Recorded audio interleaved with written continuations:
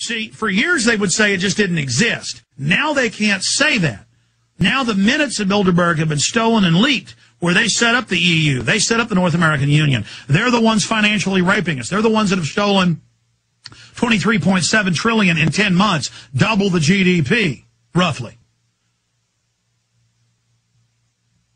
This is incredible. The GDP's 13 trillion a year or so. It'll be double the GDP at 26 trillion, but within 2 months it'll be well over 26 trillion. So in 1 year, more than doubling the GDP. In stolen money, they hoard for themselves and don't loan out. And they're using the dollars when they have value buying real assets. Later, we get the dollars to pay them back with taxes and when they're devalued. What a system. So here's WeAreChange confronting Jay Rockefeller, then we'll play the second part of the clip. Behind the joke. Senator Rockefeller? Yes. I'd like to know if you're aware that we, the American people, are aware of the agenda of the Council on Foreign Relations and the Bilderberg Group.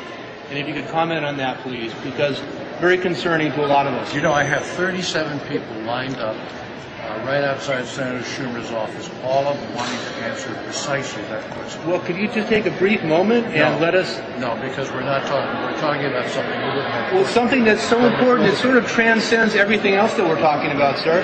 Could you comment on that, please? No. I'd like to know about the Bilderberg Group. Get yourself suppressed credentials. I'd like to know about the Bilderberg Group, sir. Well, that's not part of our discussion. When can we discuss that with you, sir? Thank you. Thank you. Okay, and this is for the senator. This is the scientific proof of the nanothermite that's been found in multiple samples of the World Trade Center dust by scientists from around the world. Basically, conclusive proof that there's an Article 3, Section 3 treasonous cover-up going on about 9/11, sir. So we'd love to get your opinion on that too, wait, sir. what did you say? Excuse me, please. Okay. Thank you. Okay. Thank you. Skip to the next one. Later in the clip's the second part from another camera angle as Luke gets into eugenics. So here they are giving peer-reviewed foreign and national studies about explosive thermate in the towers. And that's not part of our discussion. Always compartmentalizing information.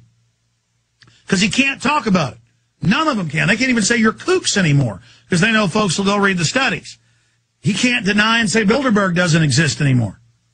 That his uncle, David Rockefeller, was instrumental in founding with Prince Bernhard and was at the first meeting. And he can't deny eugenics. They say your family set it up and was Hitler's inspiration. Hitler wrote in Mein Kampf thanking the groups he founded. His great-grandfather founded. His grandfather founded. His father founded. Meaning this family is behind it all.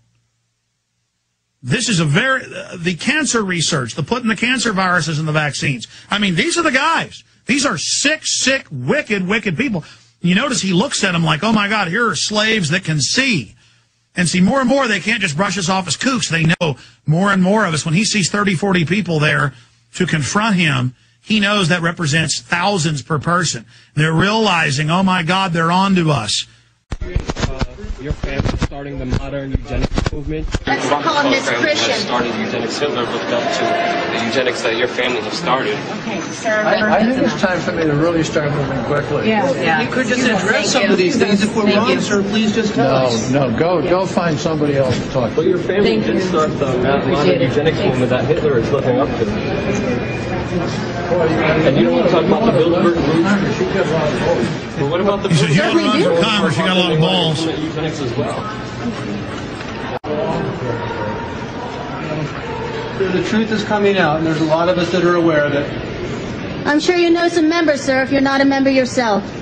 President Obama's Director of National Intelligence, Admiral Blair, who I greatly respect, have labeled cybersecurity perpetrated through the Internet as the #1